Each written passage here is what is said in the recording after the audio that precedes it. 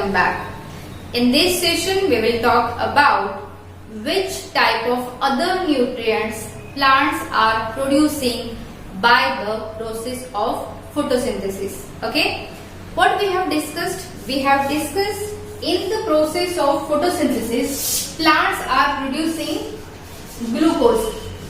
Okay, how we are writing this glucose? We are writing it as C6, H12 and O6. We have this and this.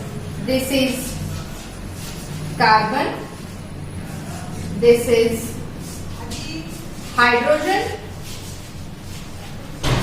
And this is oxygen. Right? Means carbon, hydrogen and oxygen are three basic elements of the glucose. But if you will notice, जैसे मैंने आपको इसके पहले session में बताया, if you will notice, some plants are there which are known for the oil seed giving plants. Some plants are there which are more proteinaceous in nature. Some plants are there, for example, vegetables, fruits, which are rich in vitamins. Then how do they convert all these nutrients in different form? या वो कैसे बनाते हैं? सबसे पहले बात करते हैं स्टार्च की. What is starch? Yesterday we have discussed that in the photosynthesis the food is produced by the plants in the form of glucose, right? This glucose is used by the plants for their different metabolic activities, say growth and development, flowering, fruiting, breeding and so on.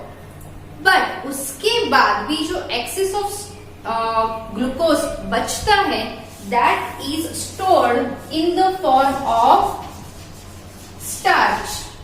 कहाँ पे store करते हैं? That is stored in the leaves, that is stored in the stem, that is stored in the root. For example, leaves.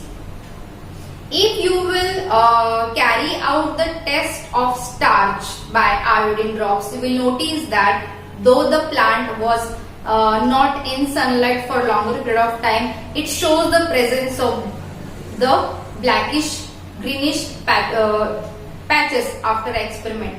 What that indicates? That indicates the presence of starch, क्योंकि iodine test जो है वो starch के लिए ही होती है. So leaves, then stem, potato, sweet potato, all these are the fleshy stems. They are modified stems, we can say. These are bulgy in nature, these are swollen in nature because they store the excess of the starch. Then take the example of radish, take the example of carrot, take the example of turnip.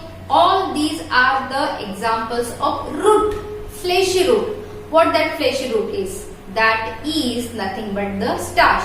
Even seeds का example ले लो. Seeds, कोई भी seed हम जब सो करते हैं, लगाते हैं, तब वो germinate होता है. After few days it starts to germinate. So germination के लिए उसको जो फूड चाहिए होता है वो कहाँ से आता है? That is stored inside it. जो कोटिलिडॉन्स होते हैं या फिर जो सिंगल या डबल जो कोटिलिडॉन्स होते हैं, वो जो कोटिलिडॉन्स is nothing but the stored starch, stored food which is being utilized by that seed for germination. So clear? So excess of glucose starch is nothing but the forms of carbohydrate. So that are stored in the plant in different form. Say leaves, root, stem, seed. Then come to the next, fats or oil. Plants, not all, but some plant converts these glucose molecules into the oil molecules or the fat molecule. For example, groundnut ले लो, almond ले लो, mustard, soybean, sunflower, तिल जो होते हैं हम खाते हैं मकर संक्रांति के ओकेजन पे, that, then cashew, all these are the seeds mainly used for the production of oil. Clear? So ये oil उनमें कहाँ से आया? ऑयल तो रिप्रोड्यूस नहीं करते हैं प्लांट्स, ऑयल तो प्रोड्यूस नहीं करते हैं plants. So this glucose along with this carbon, hydrogen, oxygen element, it has been converted into the oil or fat molecules. So we can also say that fats, starch, all these are made up of basic three elements, that is carbon, hydrogen and oxygen.